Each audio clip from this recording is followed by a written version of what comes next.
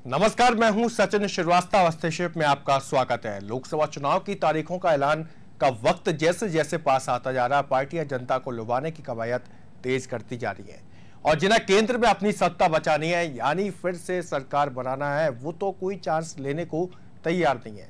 तभी तो उन्होंने सियासी रेस के घोड़ों पर दाव लगाने से पहले उनके पांव में दम को देखने का पैमाना तय कर लिया है और कहने लगे हैं, काम बताओ, टिकट पाओ। बाकी पार्टी चूके ना, इसके लिए खुद उम्मीदवारों से उनकी पड़ताल कराई जा रही है और अपने काम के हिसाब में जो ईमानदार होगा वो दमदार होगा। तो इसी मुद्दे पर करेंगे हम चर्चा। हमारे साथ एक पैनल भी मौजूद है, लेकिन सुनते हैं सबसे पहले क्या कुछ कहना है बीजेपी और कांग्रेस के नेताओं का। एकमात्र फॉर्मेट जरूर उन्होंने भरवाया है लोगों से, जो केंद्र से विधायक के सांसद के परफॉर्मेंस के बारे में पूछा गया है, वो जनता से फीडबैक लेने के लिए एक फॉर्म अलग है, लेकिन संपर्क फॉर समर्थन इस प्रकार का कोई भी फॉर्म उनकी तरफ से नहीं भरवाया गया, ऐसा उन्होंने मुझे बताया। कमलनाथ जी ने कल अपना रिपोर्ट कार्ड पेश किया। 76 दिन में 83 वचन पत्र के पूरे के वादे पेश किए और वो भाजपा जो 15 साल तक अपना रिपोर्ट कार्ड पेश नहीं कर पाई, अब चूंकि कांग्रेस लगातार अपना रिपोर्ट कार्ड पेश करी, कमलनाथ जी पहले भी घोषणा कर चुके थे कि मैं अपना रिपोर्ट कार्ड पेश कर दूंगा, भाजपा को भी पेश करना चाहिए, तो अब उन्हें याद आ रही है अपने रिपोर्ट कार्ड की। और बड़ी शर्मनाक है कि भाजपा को रिपोर्ट कार्ड सांसदों से मांगना पड़ रहा है कि वे अपना अपना रिपोर्ट कार्ड भेजें ताकि उसे जारी कर सकें। जिस पार्टी को अपने सांसदों के रिपोर्ट कार्ड का पता नहीं, उनसे मांग रहे, उसी समझा जा सकता है कि इनके सांसदों का रिपोर्ट कार्ड शून्य है। तो इसी मुद्दे पर चर्चा करने के लिए हमारे साथ एक पैनल मौजूद है, जिसमें शामिल है कांग्रेस के प्रवक्ता अब्बास हफीज, बीजेपी की मीडिया पैनलिस्ट दुर्गेश केशवानी और वरिष्ठ पत्रकार शिव अनुराग पटेरिया जी। आप तीनों का बहुत बहुत स्वागत है। दुर्गेश जी, मैं सबसे पहले आपके पास आना चाहूंगा कि अब तो रिपोर्ट कार्ड पेश करने को कहा जा रहा है सांसदों से कि क्या कुछ किया, क्या नहीं किया, कितनी योजना लागू करवाई आपके जिले में, आपके लोकसभा सीट में कितने शहीद हैं, ये सब चीजें देने के लिए कहा जा रहा है। क्या मोदी लहर पर भरोसा नहीं है क्या आपको? देखिए सचिन जी, मोदी है तो मुमकिन है, इस बात से दो राय किसी की नहीं है, पर भारतीय जनता पार्टी संगठन आधारित पार्टी है। हमारा संगठन सदैव से ही अपने कार्यकर्ताओं का, प्रत्येक कार्यकर्ता का मूल्यांकन करता है। आज अगर मेरे संगठन ने मेरा मूल्यांकन किया है कि मैं आपके समक्ष आके अपनी पार्टी की रीति नीति की बात करूं, तो मैं वो अपना काम कर रहा हूं, वो अपना दायित्व निभा रहा हूं। इसी प्रकार से प्रत्येक कार्यकर्ता को संगठन देखता रहता है, संगठन उसका मूल्यांकन करता है। आज निश्चित रूप से चुनाव की बेला भी है सामने और माननीय सांसदों ने अपने क्षेत्र में क्या क्या किया, उनके क्षेत्र में कौन कौन से दार्शनिक स्थल हैं, उनके क्षेत्र में और क्या सुविधाएं और बढ़ाई जा सकती हैं, तो निश्चित रूप से यह एक स्वाभाविक प्रक्रिया है और इसी प्रक्रिया के तहत ही हमारा संगठन सदैव से ही प्रत्येक कार्यकर्ता के लिए जानकारी रखता है और उसमें कोई ऐसा विशेष वो नहीं है कि रिपोर्ट कार्ड पेश करके और टिकट पाओ। ये एक सामान्य जानकारी प्रत्येक संगठन हमारा हर साल की ये है हमारी परिपाटी। चलिए, हर साल की तो नहीं हो सकती, लेकिन हर चुनाव के पहले की जरूर हो सकती है। अब्बास जी, मैं आपके पास आना चाहूंगा। चलिए, बीजेपी तो इतना सब कुछ कर रही है, इससे पहले सीएम कमलनाथ ने भी अपना रिपोर्ट कार्ड पेश कर दिया है, तो इस मुद्दे में देखा जाए कि लोकसभा चुनाव की तैयारी आपकी तरफ से भी है, तो आपकी तरफ से भी उम्मीदवारों से ऐसा कुछ तो नहीं मांगा जाएगा? देखिए, हमारी तरफ से उम्मीदवारों से सिर्फ एक चीज मांगी नहीं जाएगी, देखी जाएगी। कांग्रेस पार्टी ये देखेगी कितना सक्रिय उम्मीदवार था, कितनी जनता की सेवा उसने की, कितनी जनता से जुड़े मुद्दे उसने उठाए, जनता की लड़ाई में जनता के साथ कितना खड़ा रहा, ऐसा उम्मीदवार जनता को देना है। अब भारतीय जनता पार्टी की बात कुछ भी करें कि उनसे हिसाब किताब अगर मांगा जा रहा होता पहले भी, तो शायद ये वक्त नहीं आता कि 26 सांसद मध्य प्रदेश से हैं और उसमें से 20 सांसदों ने अपनी 20 नहीं बल्कि 22-23 सांसदों ने अपनी पूरी राशि भी खर्च नहीं की है जो उनको निधि मिलती है, सांसद निधि। ये तो आपके जैसे चैनल्स ने भी दिखाया और वरिष्ठ अखबारों ने भी दिखाया ऐसे, तो ये कोई नई चीज नहीं है और हर कोई आज घबरा रहा है। नरेंद्र सिंह तोमर जी हैं तो सीट बदलना चाहते हैं कि ग्वालियर के अंदर संसदीय क्षेत्र में 80% सीट जो थी वो कांग्रेस जीत गई विधायकों की, ऐसे ही दूसरे लोग हैं। तो कोई भी आज इस तरह से पूरी मजबूती के साथ दावेदारी नहीं कर रहा है क्योंकि जनता के बीच में रहे नहीं, कमाने का एक जरिए बना लिए बहुत सी चीजों का, दिल्ली के भ्रमण करना शुरू कर दिए, तो आज ये हालत हो गई है। चलिए दुर्गेश जी, आप कुछ बोलना चाह रहे हैं, आपके पास बाद में आऊंगा, लेकिन एक मिनट सचिन जी मेरे मित्र ने अभी बातें बताई हैं, तो अभी की अभी मैं जवाब दे दूं, वरना वो व्याकुल रहेंगे कि मेरे को जवाब नहीं मिला। जी बोलिए। तो जैसे मेरे मित्र बता रहे हैं कि कांग्रेस से मांगी नहीं जाएंगी, देखी जाएंगी, तो कांग्रेस के पास टोटल 3 संसदीय क्षेत्र, जो 3 सांसद इनके चुने हुए हैं वो 3 ही है मध्य प्रदेश में। एक माननीय कमलनाथ जी हैं, एक माननीय ज्योतिरादित्य सिंधिया जी हैं और कांतिलाल भूरिया जी हैं। ये 3 सांसद हैं जो एक कांग्रेस की तरफ से हैं। तो आज कहीं ना कहीं कांग्रेस बहुत पिछड़ी हुई, पीछे लाइन में खड़ी हुई है। और जिन सांसदों जो अभी करंट में सांसद हैं, अब कमलनाथ जी तो चुनाव लड़ेंगे नहीं, लड़ेंगे सिंधिया जी और कांतिलाल भूरिया। इनके टिकट काटने का इनमें दम नहीं है कि इनकी रिपोर्ट कार्ड देख के वो की जाएगी। तो कहीं ना कहीं भारत ये चलिए नए लोग आएंगे, उस पर आगे चर्चा कार्यकर्ता करेंगे। अब्बासी रोकना चाहूंगा आपको। शिव अनुराग पटेरिया जी भी हमारे साथ मौजूद है। सर, आपसे मैं जानना चाहता हूँ, काफी लंबा अनुभव है आपका पत्रकारिता का, और चुनाव के पहले क्या कुछ तैयारियों को लेकर कहा जाए जो अभी बीजेपी ने की है, उस पर क्या प्रतिक्रिया रहेगी आप? देखिए सचिन जी, मुझे लगता है नथिंग अनयूजुअल। जब युद्ध के मैदान में आप उतरते हैं तो आपके अपने जो योद्धा हैं, आपके जो सेनापति हैं, आपकी जो फौज है, उसका आप असेसमेंट करते हैं, उसका एवेल्यूएशन करते हैं। और जितना प्राइवेट सेक्टर में KRA होता है कि रिसोर्स एरिया कि आपका क्या है, आपने क्या काम किया है, तो ये जानकारी लेना मुझे लगता है कुछ भी गलत नहीं है। आप जिनको टिकट देने जा रहे हैं उनको भी तो एहसास होना चाहिए कि अपने कामकाज का ब्यौरा बताइएगा। अगर आप ब्यौरा नहीं बता पा रहे हैं तो आपकी दावेदारी कम हो सकती है, आप परिवर्तन। दूसरा, भारतीय जनता पार्टी अपने आधे से ज्यादा मुझे लगता है अपने सांसदों के टिकट काटने वाली है। वो नए चेहरों के साथ मैदान में उतरेगी और नए चेहरों का प्रयोग उसका उत्तर प्रदेश में पिछली बार बहुत सफल रहा था। तो मुझे लगता है कि परिवर्तन के लिए आपको पृष्ठभूमि बनाना पड़ती है जी। अगर किसी का आप टिकट काट रहे हैं या किसी को आप सजा दे रहे हैं या किसी को वंचित कर रहे हैं तो उसका एक वाजिब कारण आपको बताना चाहिए। तो मुझे लगता है संघ का सर्वेक्षण, संगठन का सर्वेक्षण और खुद फिर आपकी अपनी राय, तीनों को मिला के आपसे बता दिया जाएगा हुजूर आप पार्टी के काम में लग जाइएगा और एक हम नया चेहरा ला रहे हैं, उसके साथ आपको मदद करना है। ऐसा नहीं कि कांग्रेस ने ऐसा नहीं किया है, कांग्रेस के भले ही 3 सांसद हो, लेकिन अभी तक जो जानकारी है, कमलनाथ जी ने एक अलग सर्वेक्षण कराया है, राहुल गांधी ने अलग सर्वेक्षण कराया है, अहमद पटेल ने एक अलग सर्वेक्षण कराया है और सोनिया गांधी ने एक अलग सर्वेक्षण कराया है। ये सारे सर्वेक्षणों के साथ बैठ के जिनके बारे में एक राय बनेगी वो टिकट घोषित हो जाएंगे। तो मुझे लगता है हर पार्टी का काम करने का तौर तरीका अलग है। Bharatiya Janata party cadre based party है तो अपने लोगों से पूछती है, कांग्रेस मास बेस्ड पार्टी है तो वो सर्वेक्षण कराती है। तो मुझे लगता है कि अपने अपने काम करने का तरीका है। और जब आप युद्ध के मैदान में, चुनाव एक युद्ध ही है, तो आपको असेस करना पड़ता है कि कैसी फौज है और उसकी क्या ताकत है। जी शिव अनुराग जी, पिछली बार की बात की जाए तो मोदी लहर थी, पूरे देश भर में थी, तो आसानी से सब कुछ मुमकिन हो गया। लेकिन इस बार लहर वो दिख नहीं रही जो पहले थी। तो ये भी मुश्किल की बात है कि इस बार जमीनी स्तर पर किसने क्या काम किया है और कितना काम किया है, इस चीज को आगे रख के चुनाव लड़ा जाए, ना कि फेस केवल और केवल मोदी जी कर रहे हैं। देखिए निश्चित तौर पर जो 2014 की स्थितियां बहुत अलग थी। मोदी एक बड़े ब्रांड के तौर पर उभरे थे, लेकिन जिस तरह से अभी एयर स्ट्राइक हुई है, बालाकोट के हमले हुए हैं, उसके बाद एक अलग किस्म की लहर पैदा हुई है, जैसे राष्ट्रवादी लहर आप कह सकते हैं। एक कांग्रेसी मित्र भी अक्सर ये बात कहते हैं और लोग तो ये भी आरोप लगाते हैं, चाहे वो हरिप्रसाद हो, चाहे वो दिग्विजय सिंह हो, ये कहीं ना कहीं इसमें कुछ ना कुछ गड़बड़ है। तो मुझे लगता है कि मैं इससे इनकार नहीं कर सकता हूं, मतलब कि लहर नहीं है। मुझे लगता है कि आज राष्ट्रवाद की लहर है और राष्ट्रवाद की लहर पर भारतीय जनता पार्टी और मोदी सवार हैं। जी चलिए दुर्गेश जी, आप निशाना साध रहे थे कांग्रेस को लेकर, 3 सांसद हैं उनके और 3 सांसद को लेकर बात कर रहे थे किसका टिकट कटेगा किसका नहीं कटेगा। लेकिन बात यह आती है कि आपने जो फॉरवर्ड मांगा है उसमें शहीदों की जानकारी भी मांगी है। तो राष्ट्रवाद को लेकर, जैसा कि पटेरिया जी ने अभी कहा कि राष्ट्रवाद के मुद्दे को लेकर काफी मुखर रहते हैं आपकी पार्टी, तो इस मुद्दे को भी भुनाना चाहेंगे कि इतने शहीद हुए थे तो इसको हमने ऐसे तरीके से ये सुविधाएं उपलब्ध कराई हैं या फिर कुछ और मुआवजा दिया है। देखिए सचिन जी, भुनाने वाला काम मेरे को नहीं लगता है कि ये सब चीजों से है जी। पर भारतीय जनता पार्टी ने सदैव से ही दल से बड़ा देश को माना है और देश हित के ही कार्य करते हैं। ये वही पार्टी है जिसमें भारत माता की जय, भारत और वंदे मातरम जैसे नारे लगाए जाते हैं। ये तो चिंता उनको करनी चाहिए, मेरे मित्रों को, जिनके विधायक ये बोले जाते हैं कि हम वंदे मातरम नहीं बोलेंगे, ये देश के समर्पण के लिए, हम देश हित की बातें नहीं करेंगे।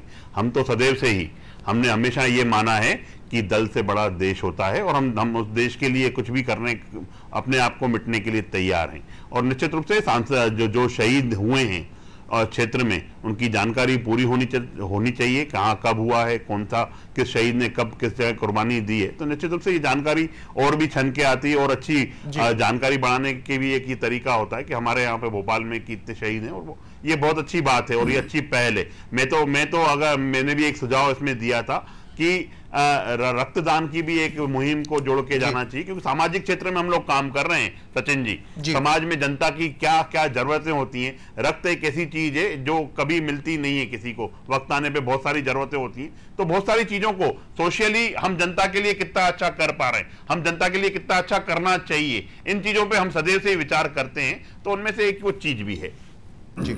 चलिए अब्बास जी कुछ कहना चाहेंगे इस वाक्य? देखिए, एक बात बड़ी अच्छी कही दुर्गेश केसवानी जी ने कि दल से बड़ा देश है इनके लिए, और हमारे विधायकों के ऊपर किसी विधायक पे टिप्पणी भी करते चले गए वंदे मातरम को लेकर। ये आज देश वंदे मातरम हो, ये सारी चीज़ों के ऊपर नहीं आता। आज देश ये पूछता है कि आपने इस भारत देश के लिए जो वादे किए थे 5 साल, उनको कितना पूरा किया। आप देखिए सचिन जी, पिछले जितनी चुनावी सभाएं हो रही हैं वहाँ सिर्फ सैनिकों पर बात की जा रही है, देश की रक्षा पे बात की जा रही है, राष्ट्रभक्ति के ऊपर बात की जा रही है। ये नहीं बता रही भाजपा कि 370 का क्या किया जो चुनावी मैनिफेस्टो में सबसे ऊपर था। 2 करोड़ रोजगार प्रति वर्ष देने का वादा करके जनता जो युवा थी उसका वोट लेकर भाजपा जब आई सत्ता में, तो वो 10 करोड़ रोजगार जॉब्स कहां गए?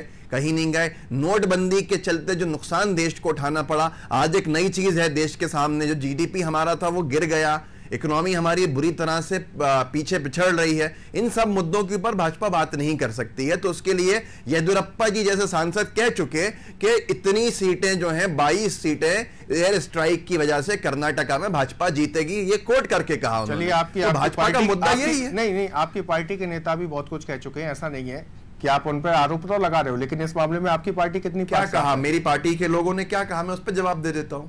चलिए, दिग्विजय सिंह ने क्या कुछ कहा? दिग्विजय सिंह जी से पत्रकार वार्ता के अंदर जब एक वरिष्ठ पत्रकार ने यह सवाल किया, जिस सवाल जो रॉ वीडियो मेरे पास मौजूद है, कि आप क्या कहेंगे जो लोग जो लोग प्रश्न चिन्ह लगा रहे हैं जो नेता मोदी जी के ऊपर, मोदी सरकार के ऊपर एयर स्ट्राइक के सबूतों को लेकर। दिग्विजय सिंह जी ने सवाल का जवाब शुरू किया यही देकर कि मैं प्रश्न चिन्ह नहीं लगा रहा, मैं प्रश्न चिन्ह नहीं लगा रहा, मैं सवालिया निशान नहीं लगा रहा। लेकिन आज आधुनिकता का दौर है, अगर लोग सवाल कर रहे हैं तो उनको जवाब दे देना चाहिए। जवाब देना चाहिए। उसके पहले ये बात भी आती है कि जैसे कि जिस मुद्दे की हम बात कर रहे हैं, जिस मुद्दे पे हम फोकस कर रहे हैं, वो मुद्दा है सांसद को लेकर। सांसद ही के एक तरह से कहा जाए कि देश के प्रधानमंत्री चुनते हैं सांसद के थ्रू, तो ये मुद्दा है, मुख्य मुद्दा है। हम आपके मुद्दे से बहुत आगे चले गए इस वक्त। हाँ बिल्कुल, मैं उसी मुद्दे पर वापस आना चाहिए, मैं मुख्य मुद्दे पर वापस आता हूं।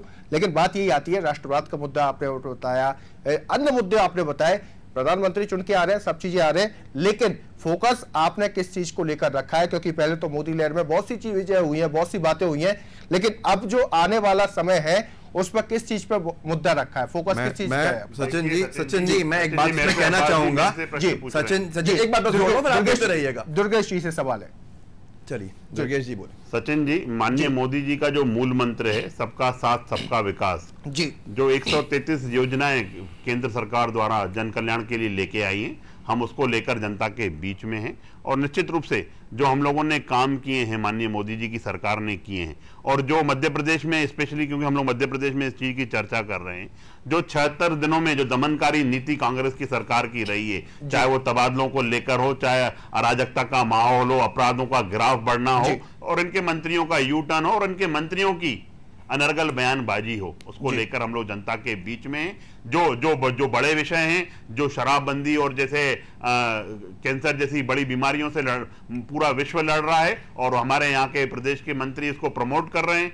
आप देखेंगे कि जीतू पटवारी उच्च शिक्षा मंत्री जी ने देसी की और विदेशी की व्यवस्था कमलनाथ जी ने की है। निश्चित रूप से जनता के बीच में ये संदेश जाना चाहिए कि ये कैसी सरकार है जो शराबबंदी की बात। चलिए अब्बास जी 70 दिन की आपकी सरकार है, आपने रिपोर्ट कार्ड भी पेश किया है, इसके साथ ही बीजेपी भी आप पर सवालिया निशान उठा रही है, कुछ मंत्रियों के मुद्दे को लेकर भी उठा रही है। देखिए, मैं फिर कहूंगा कि ये जो विषय उठा रही है भारतीय जनता पार्टी, अगर इस चर्चा के आखिरी दौर के अंदर, तो मुझे लगता है कि एक आधे घंटे का समय तो कम से कम उसके लिए स्पेशल चर्चा करानी चाहिए। मैं एक बात और कहूंगा, बयान पर हम आरोप प्रत्यारोप लगा सकते हैं, राजनीतिक दलों के स्वाभाविक तौर के ऊपर आते हैं, बहुत सारे बयान ऐसे आते हैं जो कुछ अच्छे नहीं जाते और उन पर चर्चा भी हो सकती है। लेकिन आज सचिन जी जो आपका मुद्दा है, मैं कहना चाहूंगा कि अंग्रेजी में कहावत है, charity begins at home, charity begins from home.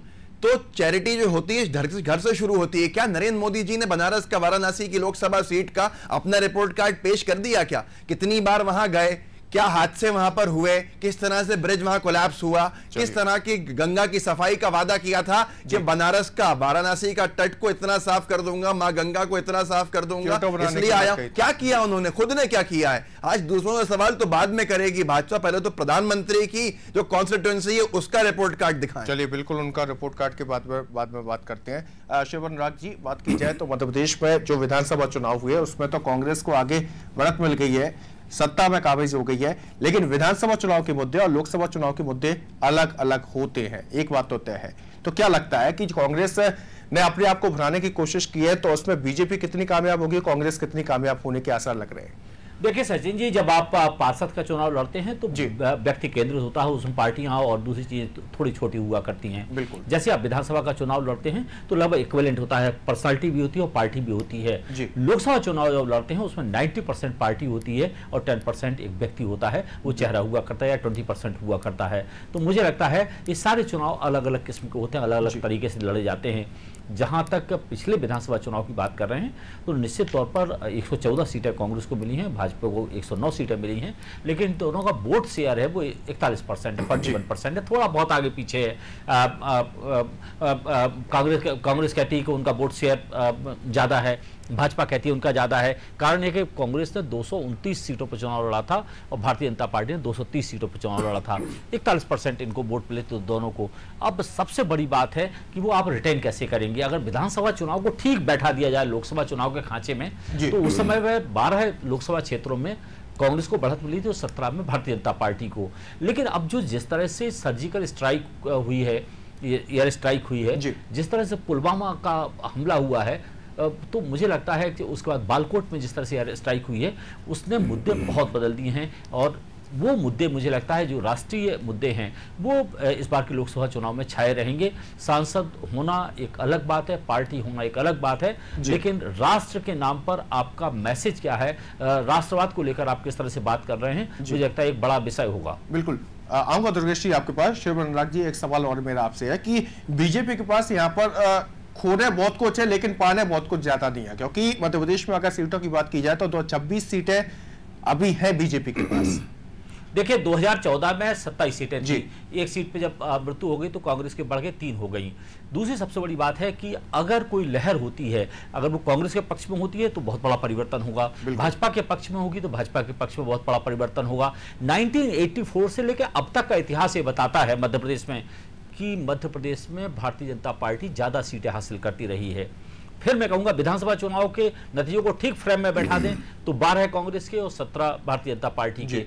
तो लेकिन बहुत महीने 2 महीने में हालात बहुत बदल गए हैं। अब इन हालातों से कांग्रेस कैसे मुकाबला करेगी, कमलनाथ की छवि को आगे रख के करेगी, राहुल गांधी को आगे रख के करेगी, अपने राष्ट्रवाद की अवधारणा को आगे करेगी, ये सब चीजें लगभग मुझे लगता है 30 दिन में तय होगा। और जब मतदान होता है, मतदान के 3-4 रोज पहले सारी चीजें साफ हुआ करती हैं, तो अभी नहीं कहा जा सकता ऊंट किस करवट बैठेगा। लेकिन राष्ट्रवाद एक इस बार बहुत बड़ा मुद्दा होगा और हर आदमी को उसका जवाब देना पड़ेगा, हर प्रत्याशी को जवाब देना पड़ेगा। जी दुर्गेश जी बोलना चाह रहे हैं आप कुछ? जी सचिन जी, मेरे प्रवक्ता साथी अब्बास जी ने अभी एक प्रश्न किया और उन्होंने बताया कि चैरिटी बिगिंस फ्रॉम होम।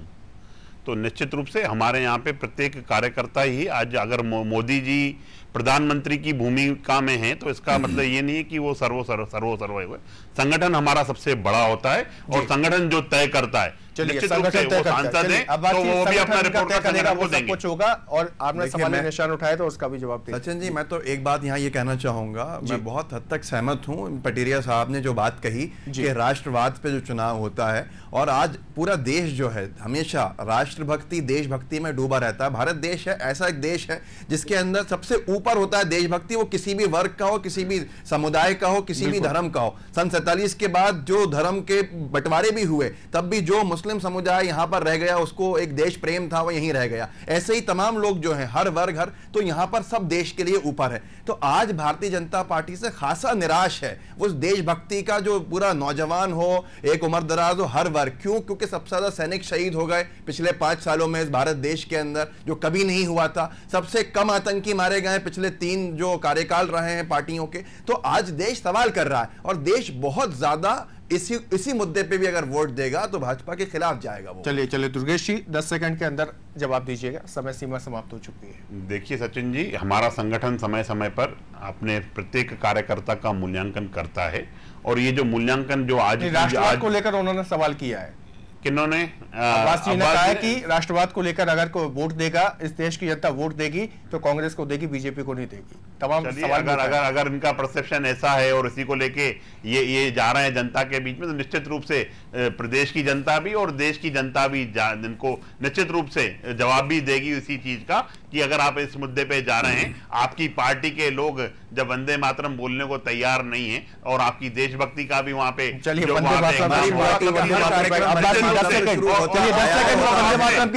और आपने जो सेना पर प्रश्न चिन्ह लगाया, चलिए 10 सेकंड के अंदर वंदे मातरम के मुद्दे पर जवाब दीजिए। मैं दे देता हूं। मेरी पार्टी की अगर आप बात करेंगे, एक नेता ने, एक विधायक महोदय ने अगर उस पर कोई प्रतिक्रिया या एक बात कही, तो वो उसने धार्मिक परिप्रेक्ष्य में कही उसके। अगर आप कांग्रेस पार्टी के ऊपर सवाल करेंगे, एक सवाल मुझसे है, बात वही आती है, अब्बास जी बात वही आती है। सुनिए सचिन जी, हमारी पार्टी हमेशा से फोर्सफुल नेशनलिज्म के हित में नहीं रहती। हमारी पार्टी का हर कार्यक्रम वंदे मातरम से, आजादी से पहले से शुरू होता आया, जनगण मन पे खत्म होता है। चलिए फिलहाल आप दोनों को चलिए आप बोलिए ना वंदे मातरम, आप भी बोलिए, वंदे मातरम, चलिए समय की कमी है, मैं आप दोनों को रोकना चाहता हूँ। नाथूराम गोडसे मुर्दाबाद बोलिए। चलिए मैं रोकना चाहता हूँ, मैं रोकना चाहता हूँ। बहुत बहुत शुक्रिया आप तीनों का इस पूरी चर्चा में शामिल होने के लिए। आप तीनों का बहुत बहुत एक बार फिर से शुक्रिया। काम बताओ टिकट पाओ पर ये पूरा मुद्दे पर बहस थी, लेकिन बात यह है कि लोकसभा चुनाव की बहस है तो राष्ट्र तक जाएगी, राष्ट्रभक्ति तक जाएगी, वंदे मातरम तक भी जाएगी, और तमाम उन मुद्दों पर जाएगी जिन पर हम जाना नहीं चाहते थे। लेकिन प्रवक्ताओं की तो बात है बढ़ती जाती है, बढ़ती जाती है, बढ़ती जाती है। अब देखना यह होगा कि लोकसभा चुनाव में जनता को किस तरह से दोनों पार्टियां लुभाती है। फिलहाल खास पेशकश में इतना ही। आप बने रहिए नादिर टीवी के साथ। नमस्कार।